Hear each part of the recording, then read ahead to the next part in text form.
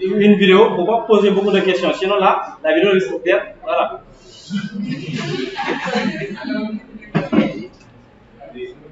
Donc vous suivez à la maison, maintenant vous avez le temps donc de regarder les parties qui ne fonctionnent pas par exemple. Voilà. Donc ici on y va. Alors le concept, l'idée c'est quoi? C'est de permettre aux réseaux qui sont distants de part et d'autre de communiquer. Donc pour ce faire, il nous faut configurer ce qu'on appelle le routage. Alors là, il s'agit de faire un routage statique, n'est-ce pas, entre les routeurs sièges et agences afin de permettre à leurs réseaux locaux de pouvoir communiquer. La première des choses à faire, c'est quoi? C'est d'abord définir le système d'adressage sur les deux machines, sur les deux réseaux de machines. Alors là, on a un réseau, là aussi un réseau et là aussi un réseau. Je pense que la fois passée, on avait déjà donné les adresses IP. Ah, pas encore. Alors rapidement, donc là, je réduis ici. D'accord, voilà. Donc, je vais simplement définir les adresses. Bon, je vais noter ici. Voilà, il va s'agir donc du réseau 192.168.10.0/24. N'est-ce pas? Bon, je vais changer. Je vais sous-réseauter. Je vais prendre le réseau /25. N'est-ce pas? N'est-ce pas? Et là, pour ce réseau, je vais choisir le 192.168.10. Je vais dire 60. Autant pour moi. 64, oui.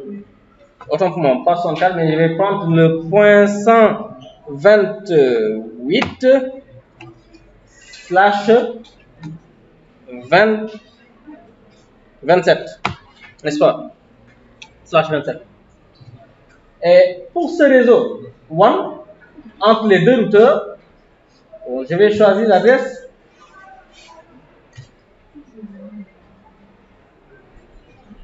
disons 220.210.200.0/30, n'est-ce pas? Ok, donc on a trois réseaux.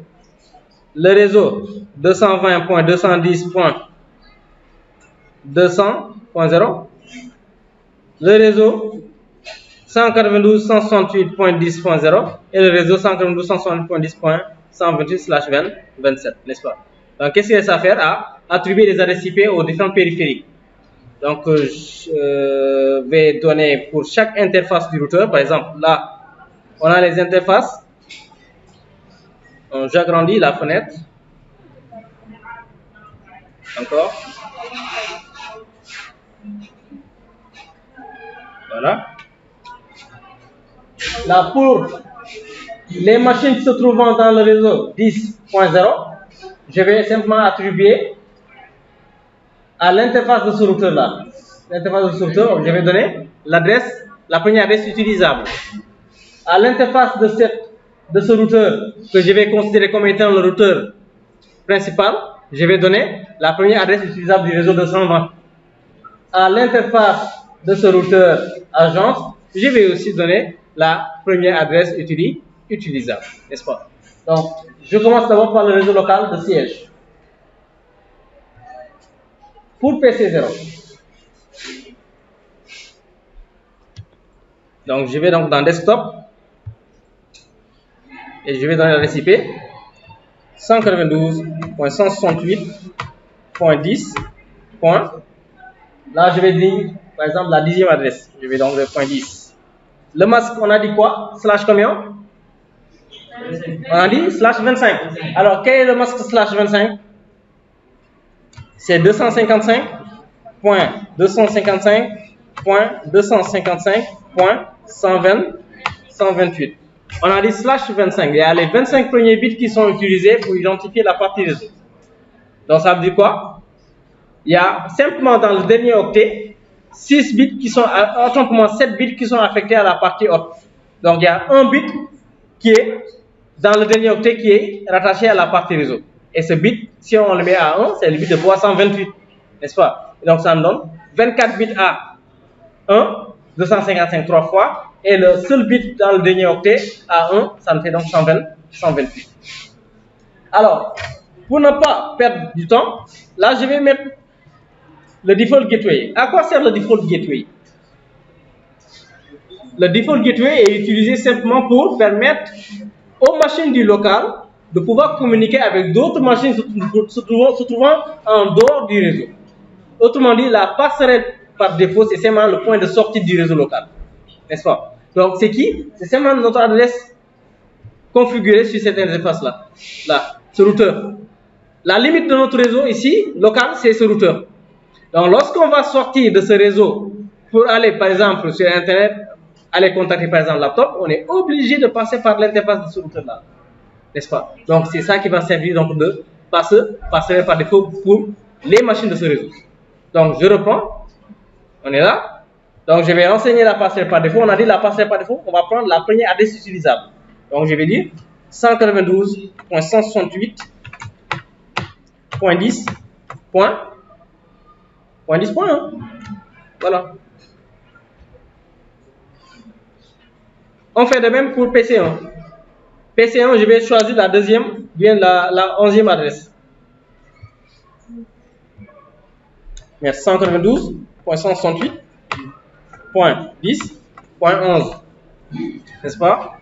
Et là, je vais choisir le masque correspondant. C'est le masque toujours /25. 128. Je mets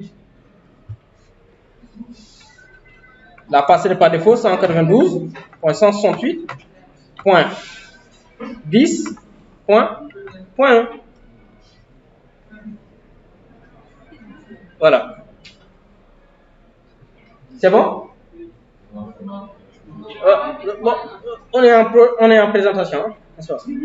Voilà, donc qu'est-ce que je fais?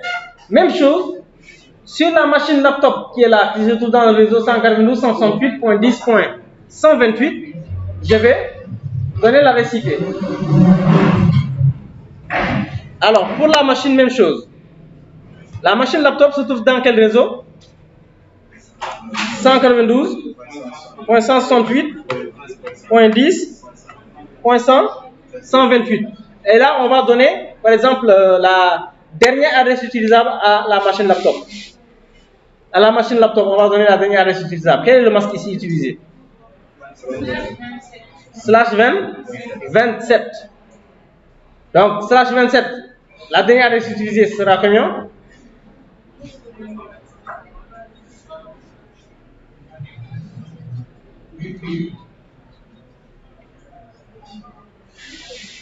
Oui? Quelle sera la dernière adresse utilisée?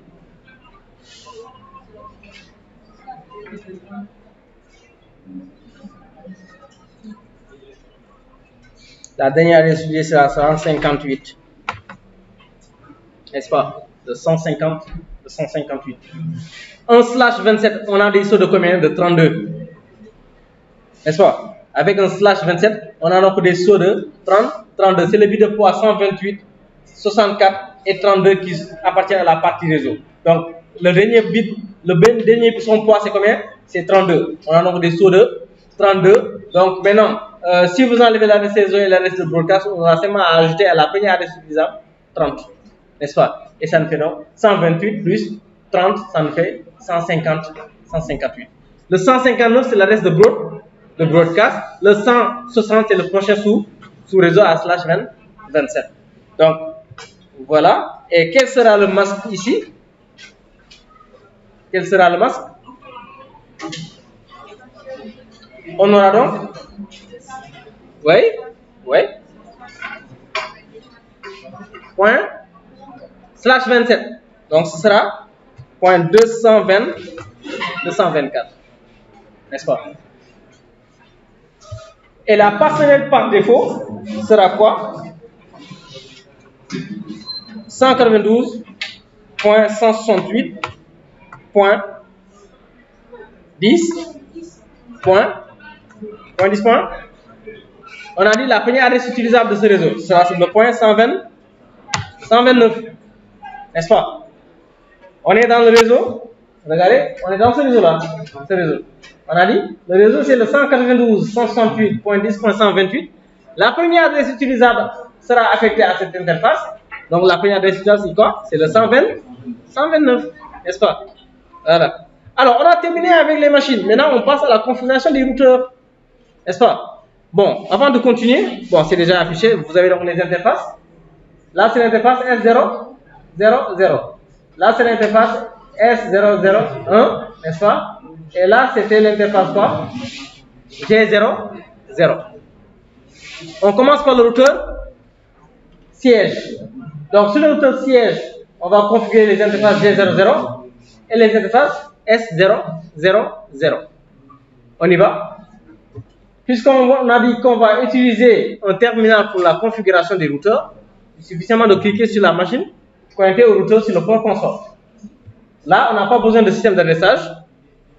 Donc, on y va. On y va sur terminal. On laisse les paramètres par défaut. On accède au terminal de configuration. Donc là, je vais agrandir la résolution pour que tout le monde puisse voir depuis derrière. Preferences, dans font, et j'augmente le clic. Voilà.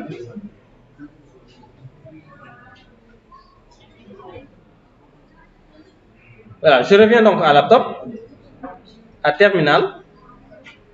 Voilà. J'espère que depuis derrière, on voit là. Depuis derrière, on voit, hein? Voilà. Alors, quel était le mot de passe qu'on avait donné la fois passée? C'était invisible, hein? Si je ne me trompe pas. Ah, no access pour la ligne console. Ça, c'est la ligne console, hein? Donc, on avait mis no access.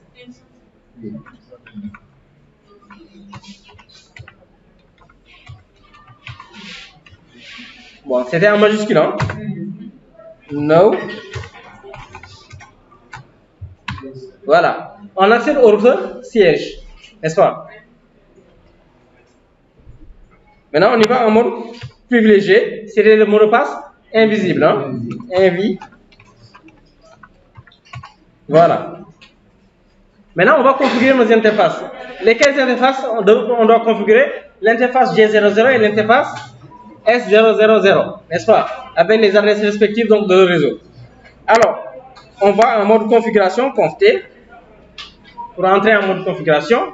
Et on va simplement, suivez là, on va simplement sélectionner l'interface qu'on veut configurer. Supposons qu'on veuille configurer l'interface G00. Donc, on va dire int pour dire interface G0/0. Donc là, c'est pour entrer en mode de configuration d'interface. Quelle interface? L'interface G00. C'est bon? Alors, cette interface-là, je reviens à la topologie. Voilà l'interface qu'on va configurer. Cette interface-là. C'est l'interface G0. N'est-ce pas? Donc, on retourne au routeur. Voilà. Donc, on est dans l'interface G00 et là, vous voyez de passage, le prompt change avec config IF. Config IF, ça veut dire qu'on est en mode configuration d'interface. N'est-ce pas? Maintenant, on va donner l'adresse IP. Pour donner l'adresse IP, c'est la commande IP adresse. Adresse, encore une fois, c'est en anglais, c'est pas en français. C'est 2D et 2S sans E. N'est-ce pas? Adresse, et on met l'adresse IP. Pour cette interface, on a dit le 192.168.10. On avait dit point 1. N'est-ce pas? Le masque serait 255.255.255.128. N'est-ce pas? Et on valide. C'est bon? Par défaut, les interfaces des routeurs sont désactivées. Par défaut, les interfaces des routeurs sont désactivées. Par défaut, les interfaces des switches sont activées. Donc là, il va falloir faire quoi? Activer donc l'interface. Donc l'interface désactivée est en mode no shutdown. l'interface à activer doit être en mode shutdown. Autant pour moi, l'interface désactivée est en mode shutdown. L'interface activée est en mode no shutdown. Donc on va dire no shutdown. Et vous avez l'information comme quoi que l'interface est active et active. N'est-ce pas?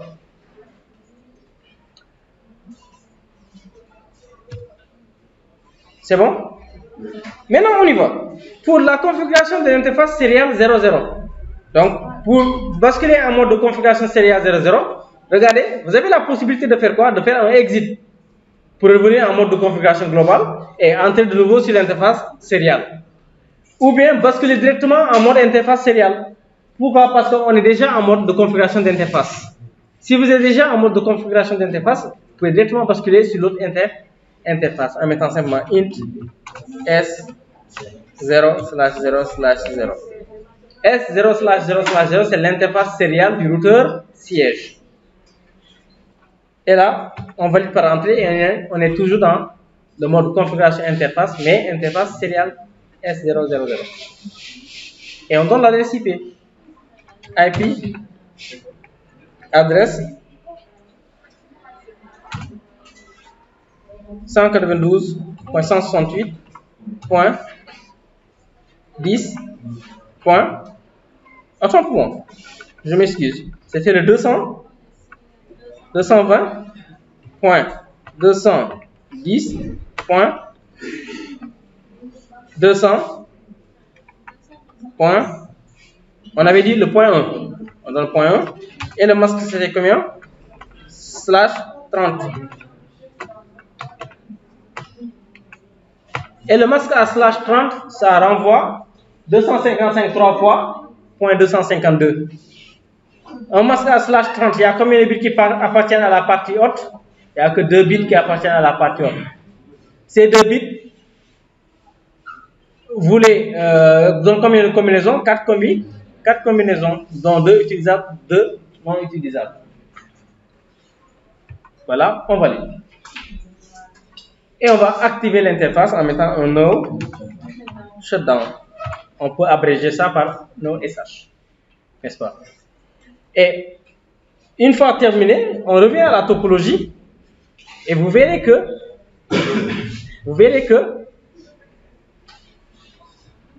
les interfaces configurées, par exemple l'interface G00, vire maintenant au vert, n'est-ce pas? Pourquoi ça vire au vert? Non seulement on a activé l'interface et que la liaison de l'autre côté sur le switch est déjà activée. Donc si vous avez les deux interfaces de part et d'autre activées, bien évidemment la liaison sera activée. Par contre, regardez cette interface là, S00. On a activé cette interface, on a donné une adresse IP, mais l'interface n'est pas activée. On ne le voit pas, ça ne vire pas au vert. Pourquoi? Parce que simplement, l'autre côté, c'est une liaison point à point. De l'autre côté, l'interface n'a pas encore été activée. N'est-ce pas? Si vous avez donc une liaison où une interface est activée et l'autre interface non activée, bien évidemment, la liaison ne sera pas activée. N'est-ce pas? Alors, on va faire pareil sur l'autre routeur. Donc, pour ce faire, nous allons prendre simplement notre câble console.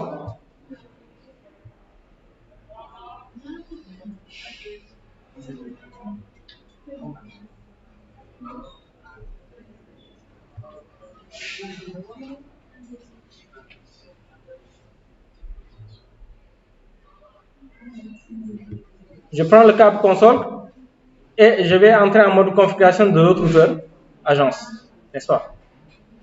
Voilà, c'est le port console. Alors, pourquoi je fais pareil? Suivez là, je vous explique. Pourquoi je fais pareil? J'ai pris un autre câble console raccordé au routeur à agence. Donc là, on est en mode simulation. Mais si on était dans la réalité, c'est simplement se déplacer à l'agence et configurer le routeur. N'est-ce pas? C'est de se déplacer à l'agence et configurer le routeur. Actuellement, on ne peut pas faire une configuration à distance. Pourquoi? Parce que les routeurs n'ont pas encore de configuration protocolaire pour permettre l'accès à distance. Donc là, ces routeurs sont avides de configuration, donc il faut faire donc la configuration sur place, n'est-ce pas? Alors, on vient sur le routeur, on accède à l'interface.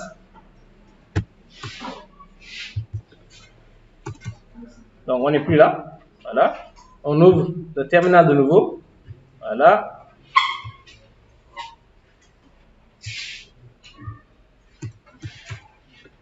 Ah, sur ce routeur, on n'avait pas fait de configuration. Hein?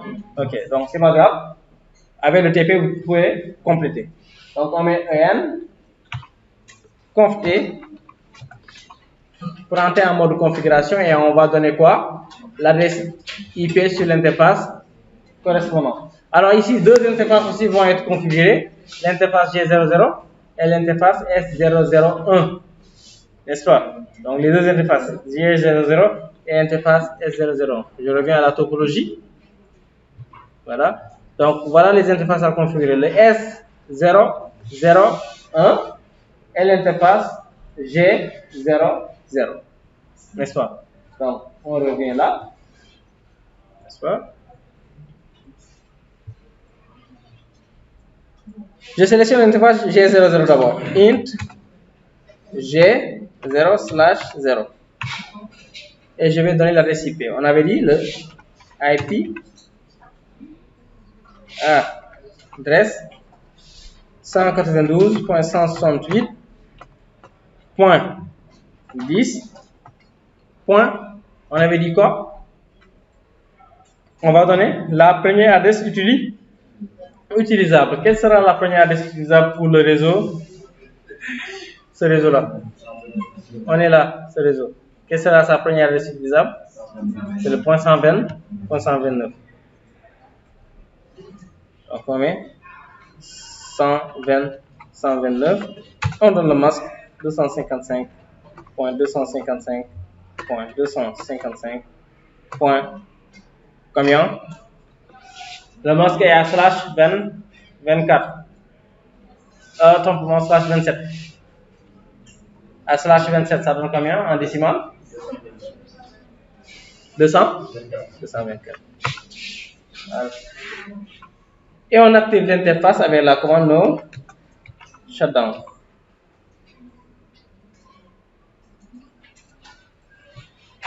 Voilà.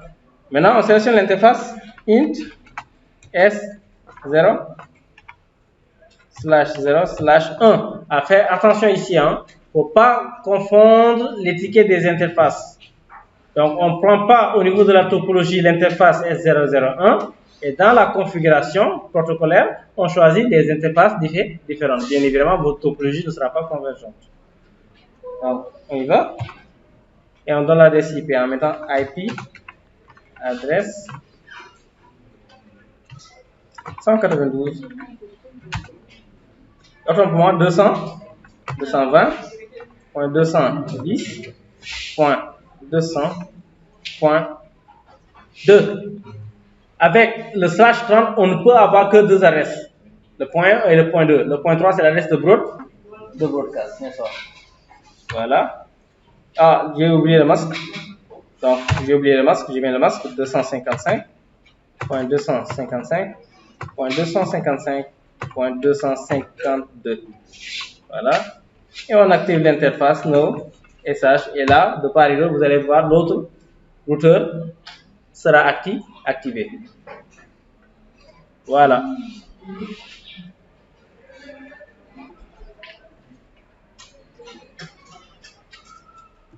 Ok. Si je reviens à la topologie physique, on voit que maintenant les liaisons sont actives. Alors, si on regarde bien, suivez bien ici. Les adresses IP ont été configurées de part et d'autre sur les machines. On a configuré les tables, autant pour moi, les routeurs sièges et routeurs agences, n'est-ce pas, les adresses IP. Maintenant, on doit pouvoir communiquer, non? Ou pas? On va tester. On va faire par test. On y va en mode simulation. Voilà. Et on va voir les paquets qui sont envoyés. Alors, prenons un paquet que l'on envoie de PC0 à PC1. On est dans une communication locale. Et dans une communication locale, est-ce qu'on a besoin donc du routeur? Hein? Le jeu n'intervient pas dans une communication locale parce qu'on va se servir seulement des adresses MAC. N'est-ce pas? Alors, on y va? Bon. Alors, ça, c'est une première communication. C'est une toute première communication, raison pour laquelle vous avez quoi? ARP. Raison pour laquelle ici, on a ARP. À quoi sert ARP? À quoi sert le protocole ARP? Le protocole ARP, c'est un protocole qui permet simplement d'aller récupérer l'adresse MAC dont on connaît l'adresse IP. Bien autrement dit, ça permet simplement de récupérer l'adresse MAC d'un périphérique dans le réseau local. Les adresses MAC, c'est encore une fois dans le local. On a fait quoi? On a fait un ping. Donc le message qu'on vient d'envoyer de PC1 à PC0, ça veut dire quoi? C'est simplement envoyer un ping sur l'adresse IP de PC1. N'est-ce pas? C'est l'adresse IP de PC1. Regardez le message ici. Le message ICMP. Je vais cliquer sur le message ICMP. Alors, regardez ici. Vous avez quoi? Les différentes couches du modèle OSI. N'est-ce pas? Là, vous avez in layers and out layers. In layers, c'est quoi? C'est l'information qui entre sur le port. Out layers, c'est l'information qui sort du port. Là, on est sur quelle machine? Sur la machine PC0. On est sur la machine PC0. L'information sort donc du port PC0 pour aller sur la machine PC1. Donc, in layers. Donc, on n'a rien. Rien n'entre sur le port de la machine PC0. Et out layers, vous avez quoi? Ce qui sort de la machine PC0. Et quelle est l'information? On a seulement les informations de niveau 3. Pourquoi? Parce qu'on a fait un ping sur l'adresse IP de PC1. Donc, il va utiliser donc les adresses IP. La couche 3, c'est la couche réseau. La couche réseau, c'est la couche qui implémente le protocole IP. Alors, qu'est-ce qu'on a dans le protocole IP? Vous avez simplement, là, vous avez Layer 3, IP Header, vous avez Source IP. Ça veut dire que l'adresse IP source, c'est le 192.168.10. Et l'adresse IP de destination, c'est le 192.168.10.11. Est-ce qu'on a une information ici sur l'adresse MAC? Non. Les informations d'adresse MAC devraient être ici, au niveau de la couche 2. Étant donné qu'on ne connaît pas l'adresse MAC de destination, donc là, on va faire appel à qui? À ARP. Donc là, ce message sera mis en stand-by. Donc ce message va être mis en stand-by afin de trouver une réponse plus tard. Donc raison pour laquelle on l'a mis en stand-by ici pour faire appel à ARP. Comment fonctionne ARP? ARP va simplement envoyer un message en broadcast pour demander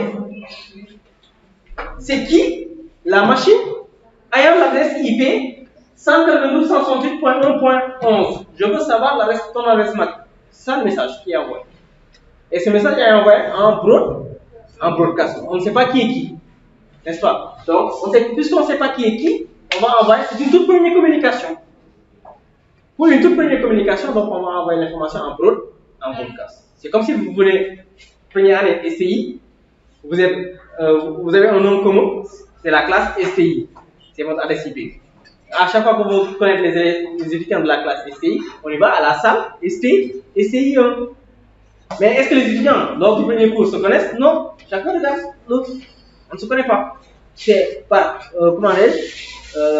salutation ici, ainsi de suite, qu'on va se connaître. N'est-ce pas? Même chose ici, on va envoyer un message en broadcast afin donc on va identifier donc l'adresse MAC. Donc je vais faire un play and forward. En cliquant ici, on voit que le message ARP est envoyé. Ça passe par le switch. Le switch va, bon, c'est pas la peine de revenir sur le fonctionnement du switch, on avait déjà vu, n'est-ce pas? D'accord. Le switch, quand l'information arrive au niveau du switch, le switch c'est un équipement de couche 2. Un équipement de couche 2, c'est un équipement qui permet de faire quoi? D'enregistrer des adresses MAC. Donc du coup, lorsqu'il reçoit le paquet a quoi comme adresse IP? Adresse IP source. Adresse IP de destination. Alors dans ce paquet, vous avez quoi? L'adresse MAC, parce que lorsque l'information arrive au niveau donc de, comment dirais-je, du switch, on a des trames. Ce sont des trames qui sont reçues. Alors, la trame est composée de quoi? D'informations d'adresse MAC. Alors, quelle est l'adresse MAC qu'on a ici? Regardez, bon, je vais cliquer d'abord sur, bon, là, c'est le premier paquet qu'on avait là, au niveau de la machine PC0. Donc, je clique dessus, et regardez, au niveau de ARP, ARP intervient où? Au niveau de la couche 2. Et vous avez quoi? L'entête Ethernet, on est dans un réseau Ethernet, et vous avez l'adresse MAC source. Ça, c'est l'adresse MAC de PC0. Et vous avez l'adresse MAC de destination. Et quelle est l'adresse MAC de destination? Regardez ici.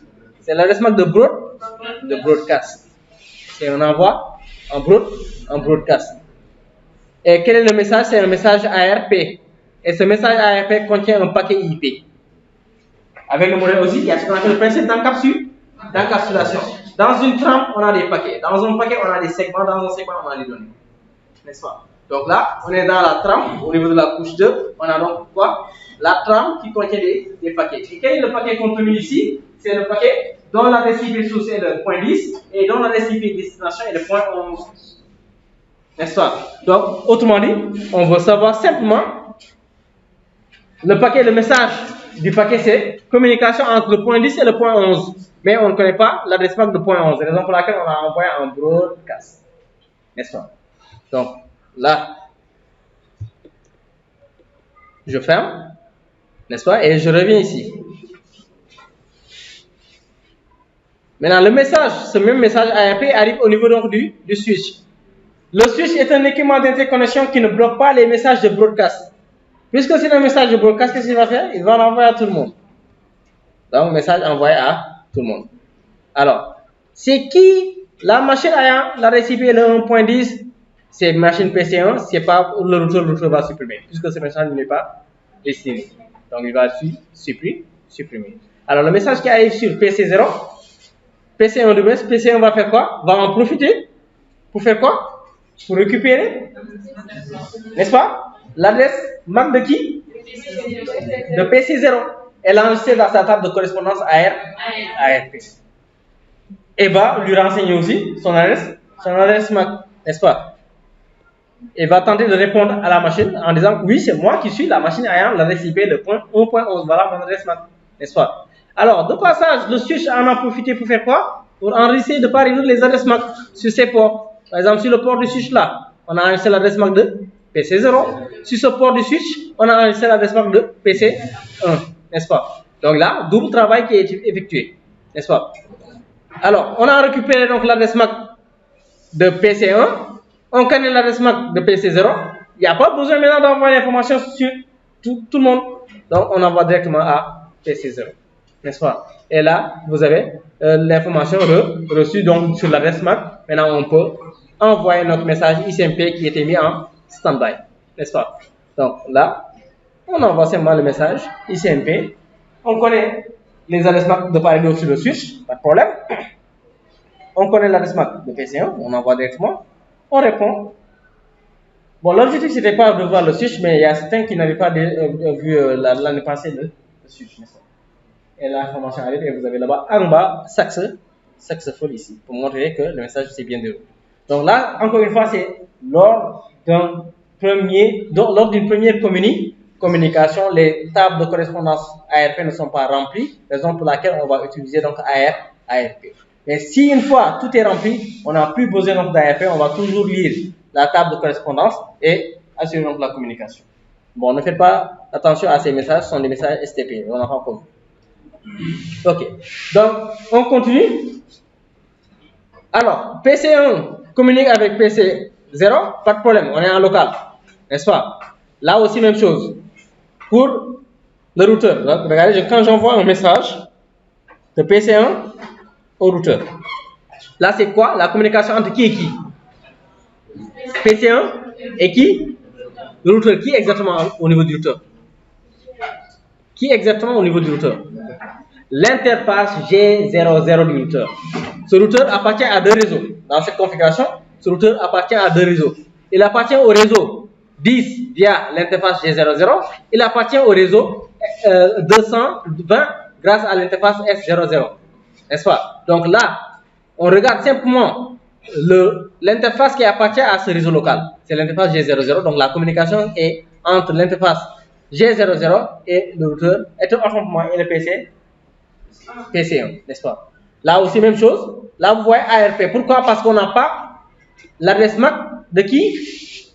De G00 du routeur. Donc là, on va utiliser ARP. Donc là, vous connaissez donc le principe. Je vais vite.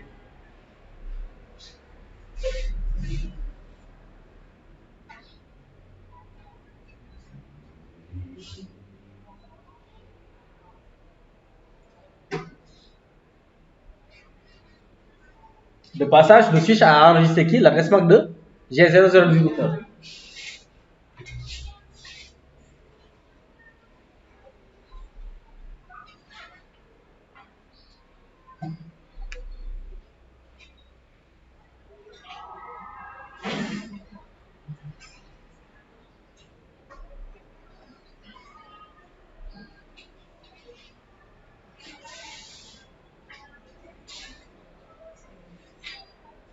Voilà, n'est-ce pas? Je supprime. Donc, maintenant regardez, on va maintenant voir ce qui est relatif à notre objectif là aujourd'hui. Alors, regardons maintenant, on va envoyer un message de PC1 à qui, par exemple, à laptop. À laptop de l'autre côté, n'est-ce pas? Voilà. On a un message ICMP qui doit être envoyé. Regardez ce message ICMP. Il est envoyé, ça passe par le switch, n'est-ce pas? Attendez, je reprends. Le message ICMP est envoyé, le voilà. Donc, dans ce message ICMP envoyé par la machine PC1, vous avez quoi? Comme adresse IP, l'adresse IP de qui? De PC1. Comme adresse IP de destination, l'adresse IP de qui? De laptop. N'est-ce pas? Alors, quelles sont les adresses MAC associées? Regardez, ça c'est l'adresse MAC de qui? De PC1. Et ça c'est l'adresse MAC de qui? L'adresse MAC de qui? Merci beaucoup. On a dit une adresse MAC, c'est uniquement un local. Là, l'adresse MAC que vous voyez ici, bon, je vais vous aider, comme ça, lorsque vous allez regarder la vidéo. Donc, si je suis là, vous n'aurez pas donc le message. Donc là, cette adresse-là, c'est simplement l'adresse MAC du routeur. Alors, regardez. PC1 envoie un message à laptop. En envoyant donc le message, on voit que l'adresse réseau de destination ne se trouve pas dans le même réseau local. Donc, puisque l'adresse réseau est différente de notre local, qu'est-ce qui se passe? On va dire, ah, ça, on ne peut pas gérer, on va demander à notre passerelle de s'en charger. Et donc, d'où l'importance de définir la passerelle. Si la passerelle n'a pas été définie, le message sera simplement supprimé. Étant donné qu'on avait défini la passerelle au niveau donc de PC1, n'est-ce pas? On va simplement rediriger donc ce message à la passerelle, c'est-à-dire le routeur. Raison pour laquelle on va diriger le message à la passerelle. Maintenant, la passerelle, on connaît son adresse IP, n'est-ce pas? On connaît aussi son adresse MAC. Parce que tout à l'heure, lorsqu'on avait fait donc le message, on avait via ARP récupéré l'adresse MAC du routeur qu'on a rempli dans notre table de correspondance ARP ici. N'est-ce pas? Donc, récupérant l'adresse MAC, on va lire notre table de correspondance ARP et envoyer le message directement à l'interface du routeur connecté au réseau local. Donc, ça passe par le switch. Le switch connaît où se trouve donc l'adresse MAC du routeur. Il va envoyer seulement sur le port. Donc, je ferme ici.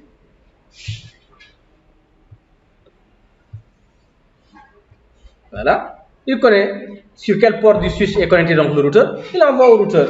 Maintenant, arrivé au routeur, qu'est-ce qui se passe? Vous voyez, le message ici est supprimé. Que fait le routeur en réalité? Dès qu'il reçoit donc le message avec comme adresse IP de destination, l'adresse donc de laptop, il va regarder maintenant sa structure. Quelle structure? Ce qu'on appelle la structure de la table de routage. Le switch a une structure qu'on appelle la table d'adressage MAC qui enregistre donc les adresses MAC. Le routeur a une structure qu'on appelle la table de routage. Et la table de routage, c'est quoi? C'est la table où on enregistre les réseaux apprises sur les ports, bien les réseaux apprises de manière statique ou bien de manière dynamique. il fait seulement la comparaison entre l'adresse IP reçue en destination et les réseaux se trouvant dans sa table de routage. S'il trouve qu'il y a un réseau correspondant à l'adresse IP, qu'est-ce qu'il fait? Il va prendre ce paquet et l'envoie sur le port où est connecté, comment dirais-je, ce réseau. S'il ne le trouve pas, il va faire quoi? Il va vérifier, donc il ne va pas passer, il va vérifier est-ce qu'il y a une route par défaut qui a été définie. Il y a une route par défaut, il envoie à la route par défaut. Il n'y a pas de route par défaut définie, il suit. Donc voilà comment il va opérer. Maintenant, regardons, est-ce que, alors on voit, est-ce que ce routeur connaît le réseau 192.168.10.128. On va vérifier. Donc là, on va revenir sur le routeur. Bon, là, je vais cliquer directement ici pour vérifier est-ce que ce routeur connaît un réseau qui s'appelle. Bon, pour afficher la table de routage, on va faire simplement do show IP route. Est-ce que le routeur siège connaît le réseau 192.168.10.128? On regarde ici. On a ici que deux réseaux connectés. Connecté 192.168.10.100/25 et connecté, on a 210, 220, 210, 200/30. Le réseau donc 128 n'est pas connu par ce routeur. Est-ce qu'il y a une route par défaut qui a été définie? Non, il n'y a pas une route par défaut qui a été définie. Raison pour laquelle le message a été supprimé. N'est-ce pas? Voilà. Le message supprimé, donc ça va retourner. Voilà. Ok.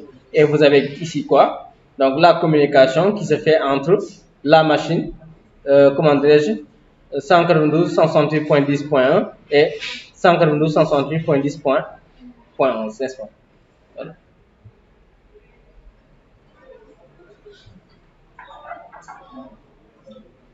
Alors, il y a problème. Pourquoi il y a problème? Parce qu'on n'arrive pas à communiquer à distance. Les deux réseaux ne peuvent pas communiquer. Et inversement aussi, quand on envoie un paquet de PC, de laptop vers de l'autre côté, c'est la même chose. Parce que le routeur agence aussi ne connaît pas le réseau où se trouve donc PC1. Donc c'est là où on va user maintenant du routage statique, n'est-ce pas? Alors, concernant le routage statique, je reviens ici, voilà.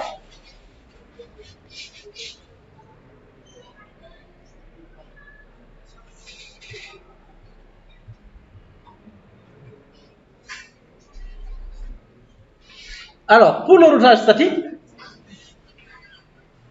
donc vous avez la syntaxe générale du routage statique qui consiste à faire quoi? En mode configuration, directement taper la commande IP route, adresse réseau, le masque et sa passerelle. IP route, l'adresse réseau, le masque et la passerelle. Ou bien vous pouvez utiliser aussi quoi? IP route, adresse réseau, masque et interface, n'est-ce pas? Par exemple, là, pour la route par défaut, on met la route par défaut, c'est la route qui va fonctionner à chaque fois. Mais c'est la route la moins performante et la moins sécurisée, n'est-ce pas? Par exemple, ici on a IP route 192.168.1.0 255 face 1.0. C'est-à-dire que c'est la passerelle, n'est-ce pas? Ou bien vous pouvez utiliser soit l'adresse IP du prochain switch, n'est-ce pas? Donc on y va. Nous, on veut apprendre l'existence du réseau. Là, je vais revenir en mode real time. On est là. On veut apprendre l'existence de ce réseau. Donc, qu'est-ce qu'on va faire? On va renseigner notre table de routage. Donc, je reprends.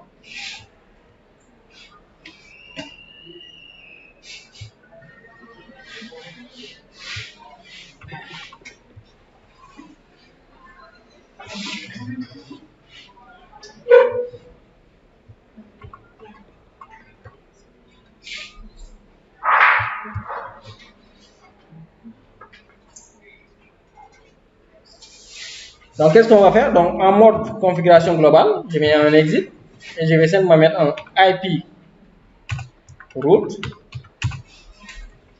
Le réseau distant, c'est le 192.168.10.128. N'est-ce pas? C'est le réseau distant, ce réseau-là. Alors, on est là. On veut connaître ce réseau-là. N'est-ce pas? Donc, on va mettre ce réseau et son masque. N'est-ce pas? Donc, je reprends ici.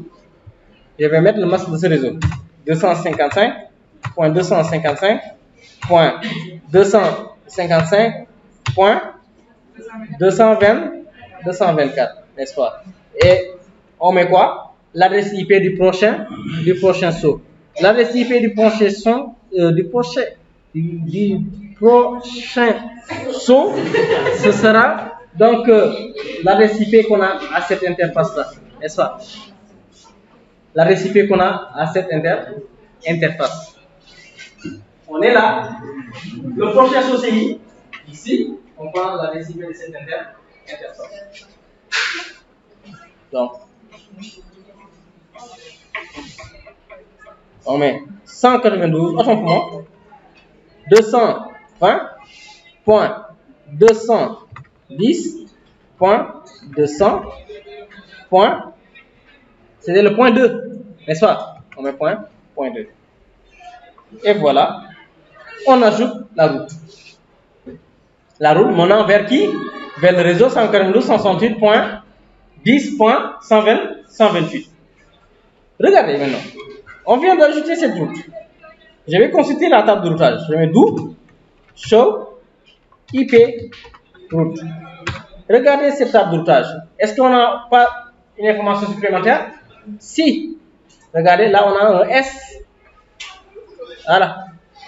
Donc, on a, en plus des deux réseaux connectés directement, on a un réseau ajouté de manière statique. Vous avez quoi? Le 142.168.10.128/27 qui est connecté sur quel? Connu à travers quelle adresse? Le 220.210.200.2, n'est-ce pas? Avec une distance administrative égale à 1 et une métrique est égale à 0, n'est-ce pas? Donc,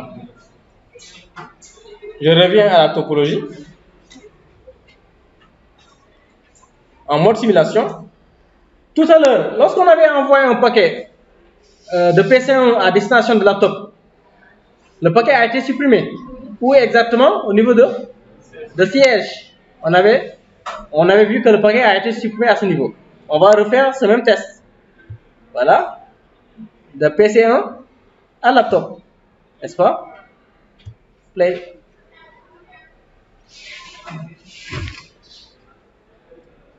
On connaît la destination. Voilà le port. Autant pour moi. Voilà. Arrivé au niveau du switch. Le switch connaît l'adresse MAC de G00. Donc, il va envoyer l'information à G00. N'est-ce pas? Maintenant, G00 reçoit l'information. C'est le routeur qui va analyser. Il va analyser quoi? L'adresse IP de destination.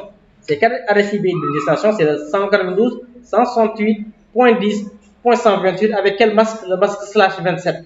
Donc, il va faire quoi? L'opération AND entre qui et qui? L'adresse IP de la machine de destination et son masque afin de déterminer quoi? L'adresse réseau. Une fois qu'il est trouvé, il va l'envoyer sur l'interface. Et quelle interface? Sur le 220.210.200.2. Et c'est qui? C'est celui-là.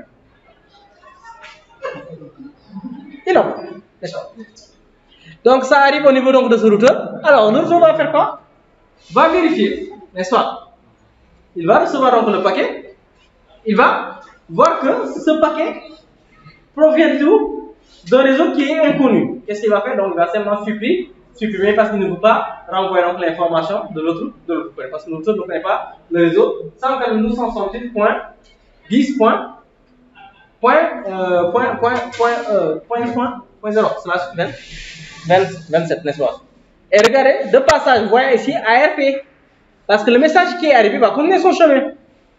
Le message qui est arrivé à ce routeur va continuer son chemin. Parce que l'adresse IP de destination, c'est qui? C'est l'adresse 192.168.10.128. 129, je veux dire. N'est-ce pas? Autant pour moi, 158. Et 158, c'est une adresse IP de ce réseau. Donc, qu'est-ce qu'il va faire? Il va demander à ARP, je veux communiquer avec une machine dont l'adresse IP est le 158. Je ne connais pas son adresse MAC. C'est une toute première communication dans ce réseau, c'est normal. Donc, message ARP, ça va être envoyé. Pour récupérer l'adresse MAC de qui? De laptop. Laptop en profite pour enregistrer qui? L'adresse MAC de G00 du routeur agence. N'est-ce pas? Là, on a récupéré maintenant l'adresse MAC. Et c'est fini. Maintenant, regardez, quand je supprime, j'envoie le message de nouveau entre PC1 et laptop. Qu'est-ce qui se passe? ICMP. Je fais un play. Ça passe par le switch. Le switch connaît qui? L'adresse MAC de G002 siège. J'envoie l'information. C'est un message destiné à un réseau de destination. Je fais l'opération AND. Je sais où envoyer l'information. J'envoie directement à l'agence. L'agence reçoit l'information, connaît l'adresse MAC de laptop, il envoie à laptop. Le laptop va tenter de répondre à PC0. Il connaît sa passerelle parce que c'est une adresse d'appartement au même réseau. Il envoie au routeur. Le routeur ne connaît pas l'adresse MAC de réseau de destination, il va supprimer. Voilà. Donc, qu'est-ce qu'il faut faire? Il faut faire maintenant apprendre à qui? Au routeur agence l'existence du réseau 192.168.10.0/20/25, n'est-ce pas? Donc, on supprime.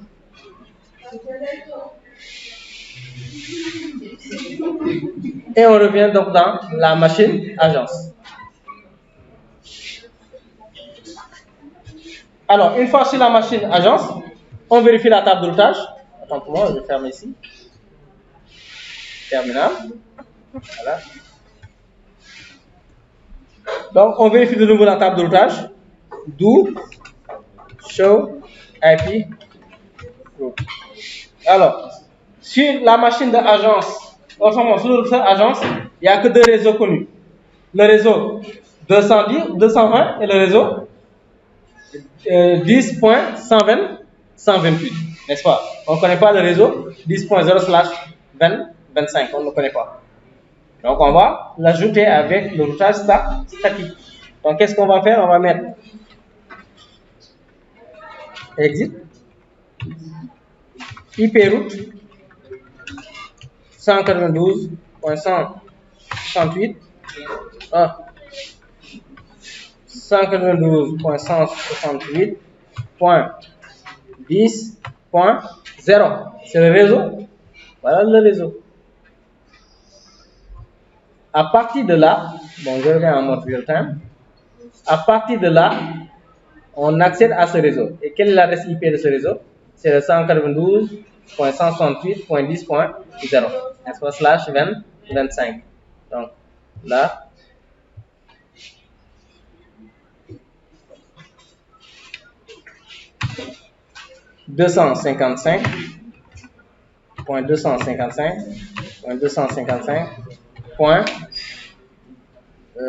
c'était point 25, ça 120. Et on donne l'adresse IP du prochain saut. Quelle sera ici l'adresse IP du prochain saut? Hein? On est là. Ce sera l'adresse IP là, configurée sur cette interface. Donc c'est le 220.210.200.1.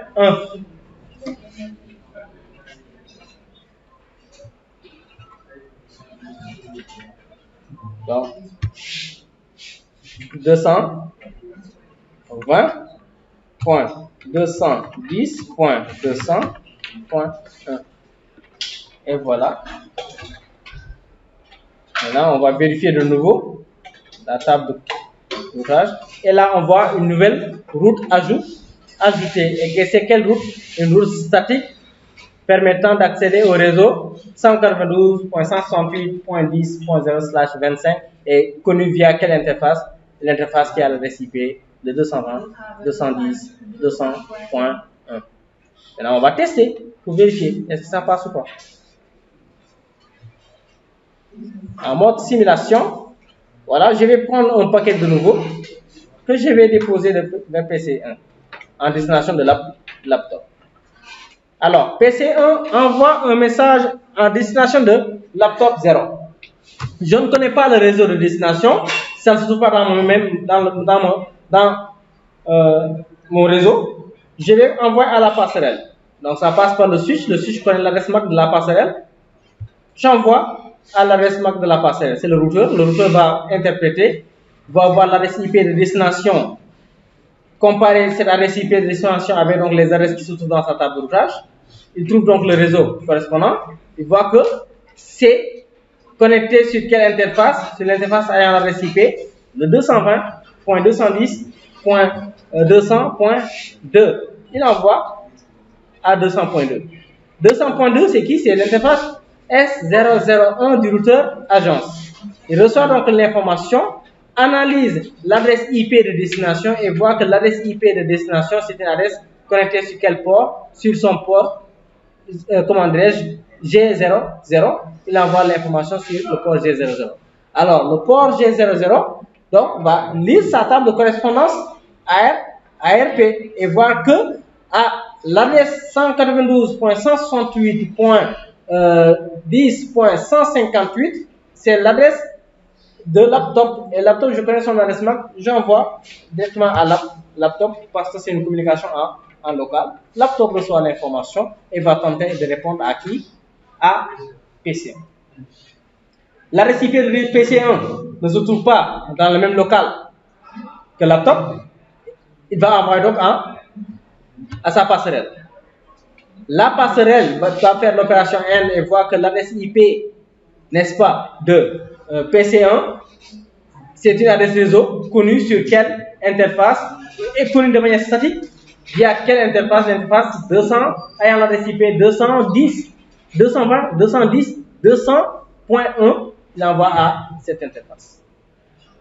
C'est l'interface donc de siège, n'est-ce pas? Il reçoit donc l'information et regarde que l'adresse IP de destination, en l'occurrence le 10.10, c'est l'adresse IP de PC. Donc, puisque ça se trouve dans son local G00, il va récupérer l'adresse MAC et envoyer à G00. Le switch connaît le port sur lequel G00, PC1 est connecté. Il envoie l'information et vous avez successful. Donc, voilà le principe de routage statique. Donc, je permets simplement au routeur d'apprendre des réseaux qui sont distants, mais ça se fait de manière statique. De manière statique, les inconvénients, c'est quoi? C'est que si il y a davantage de routes, il y a autant de routes distantes, il va falloir autant de routes statiques. Donc, ça, c'est l'inconvénient du routage statique. C'est bon? La convergence ne se fait pas de manière dynamique, la convergence se fait de manière statique. C'est bon? Voilà, donc je mets en pause. Oui, on arrête là.